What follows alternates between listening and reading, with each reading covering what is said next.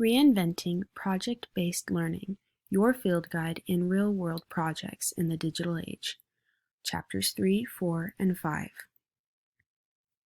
So in Chapter 3, it's called Imagining the Possibilities. And some of the things that it goes over are what is most important, what's the big idea, planning for rigor and digital age skills, and keep your students in mind. What is most important? When teaching from a set curriculum, you want to have good judgment of what is important. When creating an assignment, teachers need to keep in mind that they are the ones who know the material the best, so we need to connect with the students through frames of reference, interests, and experiences. What's the big idea? We want our students to understand what the big ideas are of what the curriculum is trying to teach. When looking at the material given, we are to ask ourselves, what do these add up to? Planning for rigor and digital age skills.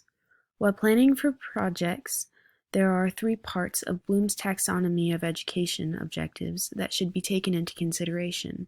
The 3 that are the most important are analyze, evaluate, and create. In this little picture right here, they have the other parts of Bloom's taxonomy, but we are only focusing on the 3. Okay, so for the 3 parts that we are focusing on of Bloom's taxonomy are analyze, evaluate, and create. So some of the things that you want to ask yourself when you're going over assignments are, or at least think about.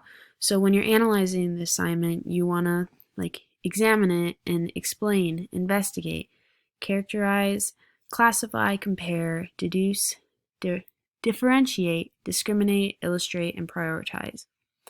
And that'll really help you honestly figure out, analyze what you're doing and come up with your best work. So now we're going to evaluate our work. So we're going to judge, select, decide, justify, verify, improve, defend, debate, convince, recommend, and assess. So essentially you're going to assess your work, and yeah, that's pretty much it. So now we go on to create. You're going to adapt, anticipate, combine, compose, invent, design, imagine, model, propose, theorize, and formulate. These objectives will help students with their work, and it will help them come up with their best work. So now we're going on to keep your students in mind. When creating an assignment, make sure to keep the assignment engaging. We don't want our students to lose interest, because then you're not going to get their best work. So create an assignment that is both fun and engaging while at the same time beneficial to their learning. We want them to be able to take away something from it. And always give positive feedback. So yeah, if you make a fun and engaging assignment, then they're going to be more encouraged to complete it. And by giving them positive feedback, they will realize where they need to do better and how. So now on to Chapter 4, Strategies for Discovery. And some of the things that we'll be going over are reviewing projects, overcoming pitfalls, designing terrific projects. So reviewing projects. If you're going with a project plan made by someone else, there are a couple things you need to keep in mind. So always be aware of the quality. You can't just pick one and assume that it's going to be good. You have to be selective, which is our second one. So now, if you are going to go with your own project plan, reviewing other project plans never hurt. It will help you figure out what you want to do when you're creating your own. It will help you get ideas, so you can honestly just do your best. And it's, in a sense, collaborating.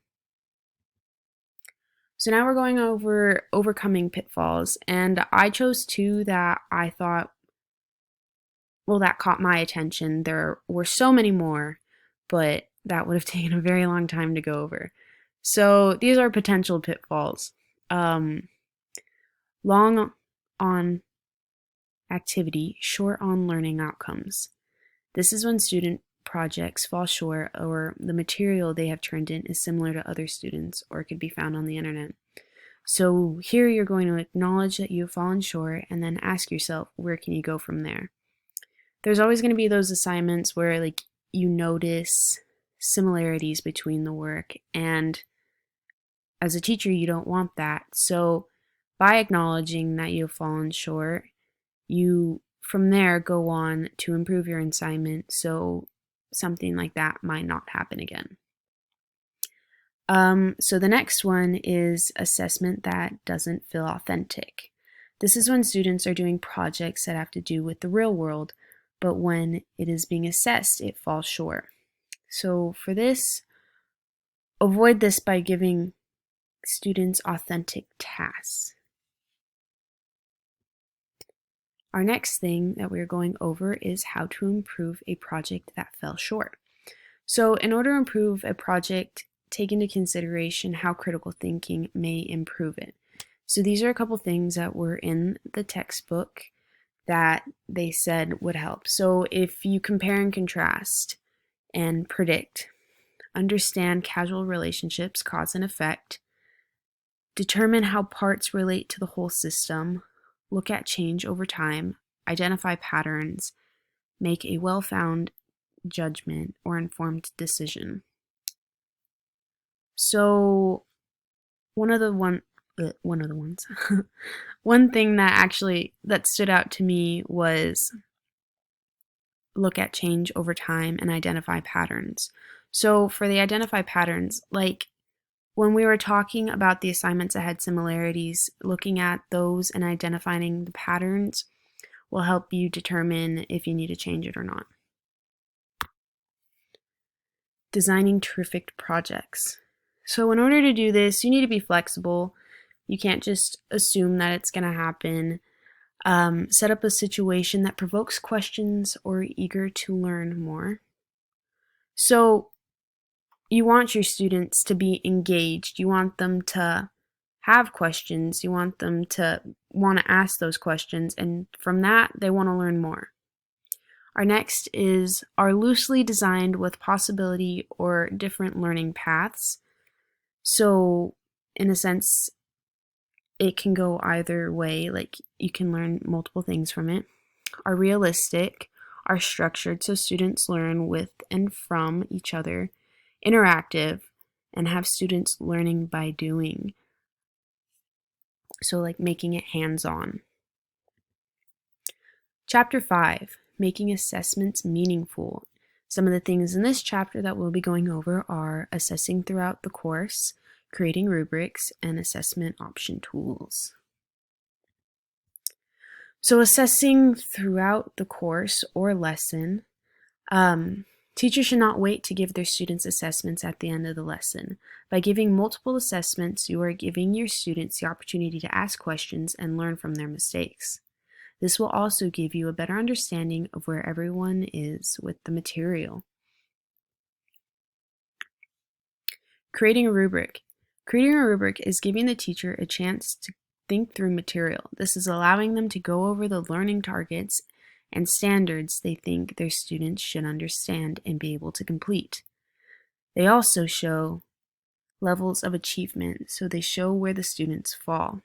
This gives you a good idea of the specific material you want to go over and you want to assess them on, and it will also show you where your students are with it. So yeah.